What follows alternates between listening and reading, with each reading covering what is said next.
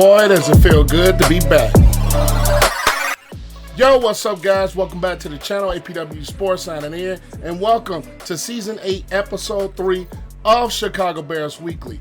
In this week's episode, and especially with the whole Justin Fields to Caleb Williams talk going on, it led me down a path of the issues at the quarterback position for the Chicago Bears franchise. Not just recently, but it has been a thing, especially over the last 20 to 30 years, with the Bears not really have sustained success at the quarterback position. Whether you think about Rex Grossman, Kyle Orton, Jay Cutler, Mitchell Trubisky, now Justin Fields.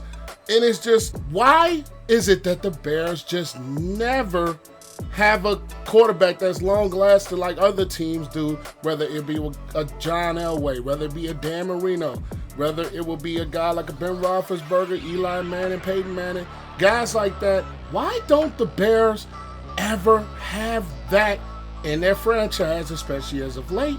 And we're going to go talk about the reasons why in today's video. So without further ado, let's start the episode and let's dive into it.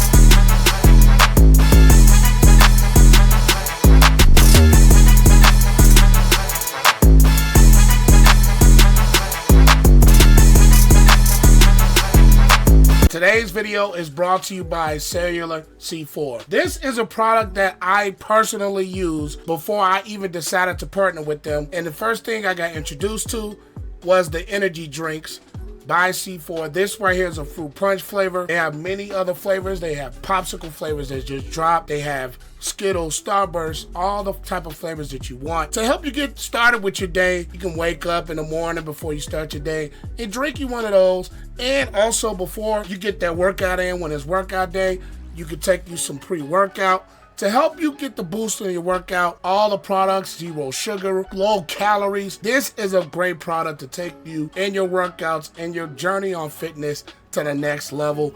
And I am happy to partner with a product that I was already using in my own personal life. And I will leave my code in the description below to save you guys 20% on your first purchase of C4 of their workouts. They even have muscle recovery to help boost after workouts. They have so many supplements and things to help you on your fitness journey. And you can get yours today in the description below. Click the link and use my code APW Sports to help you save 20%.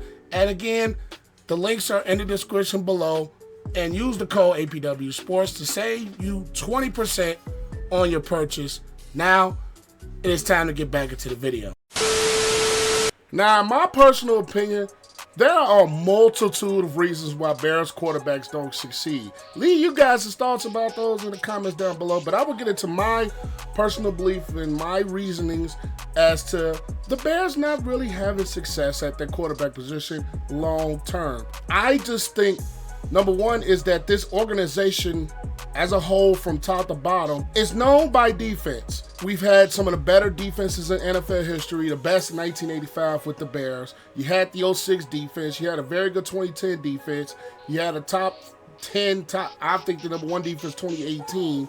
This organization has just been known for defense. When you look at some of those defenses and the offenses that they had to pair with, some of those offenses just were not necessarily set up for success. I think this is an organization with top to bottom that it has to have an elite defense because of the historical names and the historical thing that has been surrounding this organization. And when you take into effect that the Bears ownership has not changed from day one, whether it's been George Halas or Virginia McCaskey. They've been around for all of it. And when you look at the way these rosters have been built for the Chicago Bears, they have used a lot more resources, in my opinion, and you can leave your thoughts in the comments, but they just used a lot more resources to build the defensive side of the ball, to go with the franchise pedigree, rather than build with the offensive side of the ball, where We are transitioning now in a modern day of the NFL where you're going to have to score points to win games. No matter how good your defense is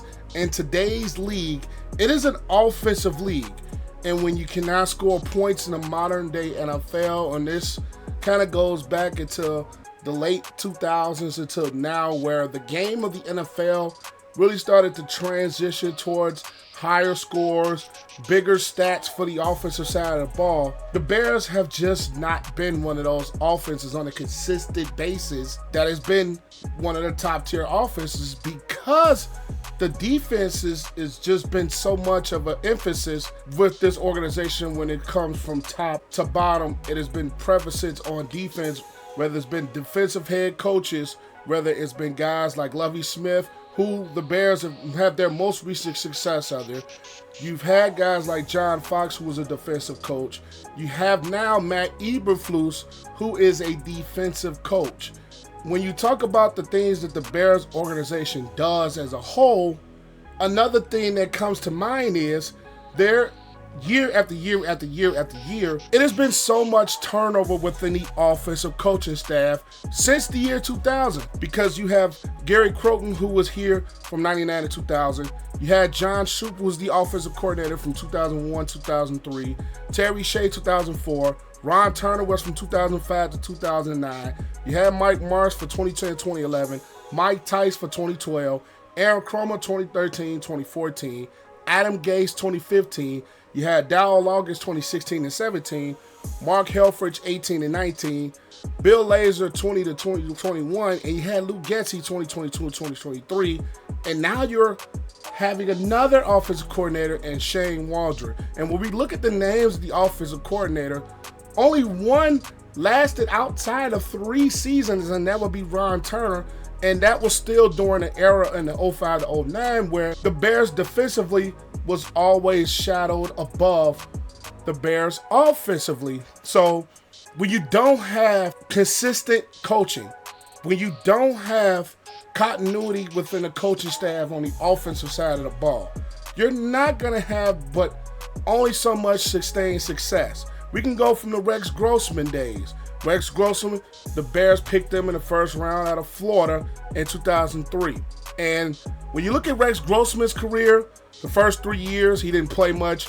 In the 2003 season, 2004, tore his ACL, 2005, broke his ankle.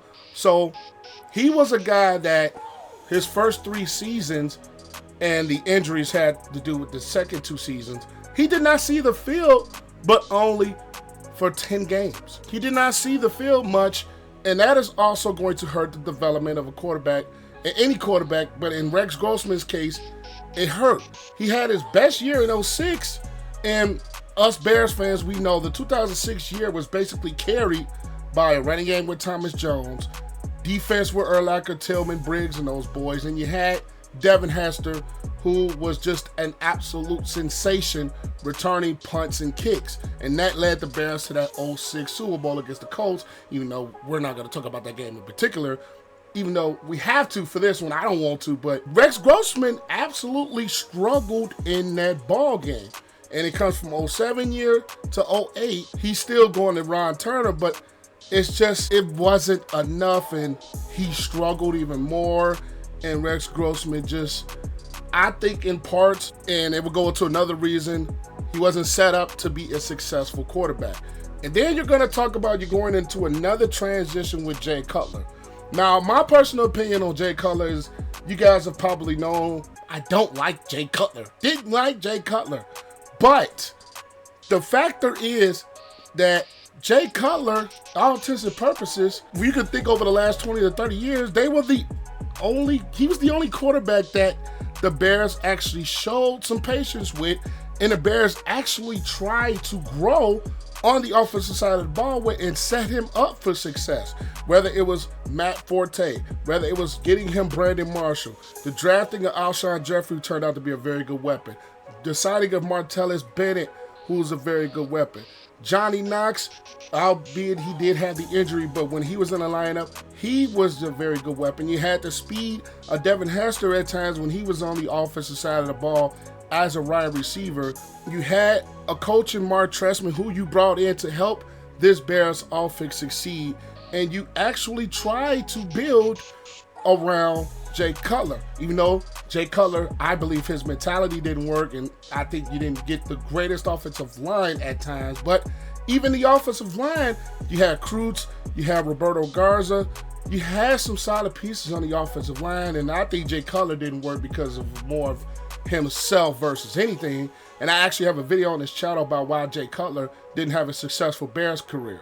But now you bring in so many different offensive coordinators with Jay Cutler, where it was still Turner when he got here in 2009, Mike Martz, Mike Tice, Aaron Cromer, Dowell Loggins, Adam Gase. He had so many different offensive coordinators. He went through 3 head coaches. He was not necessarily the greatest of quarterbacks in my opinion, but also you add to that, this Bears franchise did not set him up as far as coaching continuity and quality of coach to have success, because nobody lasted. And I can pretty much, I possibly may say Jay Cutler may have been a coach killer and as far as the offensive coordinator, but that's neither here nor there. But it was just the fact of, he just wasn't, I don't believe, in an offensive system, in an offensive standpoint, set up to have sustained success. And we're going to go to the last 2 quarterbacks that the Bears have drafted in the first round, whether it was Mitchell Trubisky or whether it's now Justin Fields. Mitchell Trubisky, in my opinion, I think he gets way more hate than he actually deserved, because number one, he was not set up to succeed. He was in year 1 with a quarterback in Glennon who they paid, and then you go and draft a guy like Trubisky. Mind you, you keep a lame duck head coach in Johnny Fox that didn't even know the Bears were taking a quarterback in that draft. And he goes from Dowell Loggins and that whole team in 2017, and the year, his rookie year to develop, was completely scrapped. When you fire John Fox, Dowell Loggins is no longer there. Then you go to a totally different coaching staff with Matt Nagy, a totally different coaching staff with Mark Helfrich. Trubisky, albeit 2018, was, I believe, his best year. But when you look at some of the weapons that he had, I think it was a mistake trading Jordan Howard after the 2018 year, and he had a very successful year there in his first 2 years. Then you're going to think about Tariq Cohen, who's unfortunately injuries. Allen Robinson was the best weapon. Taylor Gabriel was okay at best. Trey Burton, he was dealing with injuries a ton of time. Anthony Miller had some injuries, but he was mid at best. And you had a solid offensive line. You didn't too much heavily invest because you spent picks on Leonard Floyd and defense in the draft, which goes back to another point. You go get Roquan Smith. You don't have a first rounder because you trade. So you get David Montgomery to help at the running back position, which I think was a good move. When Matt Nagy, I believe, changed the offense and it wasn't consistent coaching from what he had in 2018, I believe that 2018 year was a very good year. The 2019 was the year that I believe that Matt Nagy wanted Trubisky out, and that's why I believe they went to go trade to get Nick Foles. When that happened, that just kills every quarterback's confidence when you just don't believe in them and you think you need to go elsewhere. And year 4 of his career, and year 3 of a system, and in year 2, it looks like Matt Nagy lost faith. And then you go into 2020, and the offense doesn't do well again, and Trubisky is out. And then you transition to Justin Fields, who you move up in 2021 to pick at number 11 overall. It was the same situation with him, with Trubisky, which you have a lame duck coach in Matt Nagy, a coach who's pressured to win, a coach who needs to win. They go out and get Andy Dalton, and then they draft Justin Fields, which I believe Justin Fields could have benefited from sitting a little bit, even though he's ultra talented. And then you have Andy Dalton and his Matt Nagy offense that proved not to work with Trubisky, and it proved not to coach towards the best of their player strengths. And then he's gone after year 1, so you're transitioning all over again into another offense, into another offensive system with Luke Getsy, who didn't have any play calling experience. He didn't have any offensive coordinator experience. He was a rookie offensive coordinator trying to develop a young quarterback, and the Bears did a horrible job of building around Justin Fields. Because we look at 2022, most of the weapons were basically gone after the year. You had 2022, Darnell Mooney was the #1 receiver. And on most teams, Darnell Mooney is the #3. Not to knock Darnell Mooney, to have Darnell Mooney as the #1 wide receiver, you don't have much at tight end outside of Kmet during the year. The running back position was David Montgomery, but he had injuries. Khalil Herbert, you drafted, who looked solid. He has some injury history. You had a very bad defense in 2022, and the Bears were the worst team in football. And Justin Fields had 1,000 yards rushing. He was running the football, but when it comes to developing him as a passer, it was failed because the Bears failed to surround him with a solid offensive line. They failed to surround him with weapons. And then you turn into 2023 where the Bears finally go get their quarterback, a #1 wide receiver in DJ Moore. But outside of him and Kmet, there was not much else wide receiver-wise on this roster and pass-catching-wise because you let David Montgomery walk in free agency. Khalil Herbert dealt with injuries again. Foreman is more of a journeyman running back, so he's a solid, but he's not that take you over the top running back. And outside of DJ Moore, it really wasn't much at the wide receiver position. And then when you look at the way the offense was called, it was not an offense that was set up for Fields to succeed. Albeit these quarterbacks have not been great at times, but we are looking at an organizational failure to set up quarterbacks to be successful. Now, a lot of people compare the Trubisky to the Mahomes and Watson, but you got to think about the way that the Kansas City Chiefs develop Patrick Mahomes. You draft them, they move up to draft them because, #1, Alex Smith is getting older, and 2, they believe in Patrick Mahomes, but they did something smart that the Bears don't do. Sit a quarterback. Get him in a proven system. And he had the proven system with Andy Reid. And on top of that, the Kansas City Chiefs were already a very good team. You still had Tyreek Hill. You still had Travis Kelce. Still had a solid defense. The Kansas City Chiefs were a team that Patrick Mahomes didn't even play his rookie year except the last game of the season. The Bears are an organization that also believes the quarterback is going to be the absolute savior. And we're seeing that a lot with Bears fans this offseason with the debate between Fields and Williams. Fields, I'll just believe this. This is not just for Fields. This is for any quarterback. No quarterback is going to be the savior of any franchise. No quarterback is the savior. You have to build a roster around him. You have to build a coaching staff that is going to help that quarterback succeed. Whether it was a defensive head coach, we've seen that, or you have an offensive head coach, or you can have a defensive head coach with a very solid offensive coordinator with a very solid and proven system to help quarterbacks develop. And the Bears just have not done that because they put so much pressure on the quarterback to be the savior of the offense. The organization as a whole fails to realize that you have to build an entire offense around that quarterback. I don't care how talented Patrick Mahomes is. They built an offense that will help them succeed. And even when the passing game struggled we've seen with the Chiefs, they were able to run the football successfully.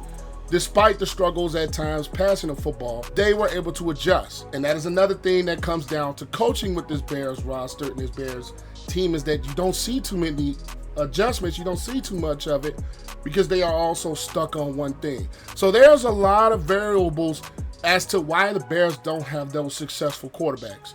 1, the interchanging coaching staff.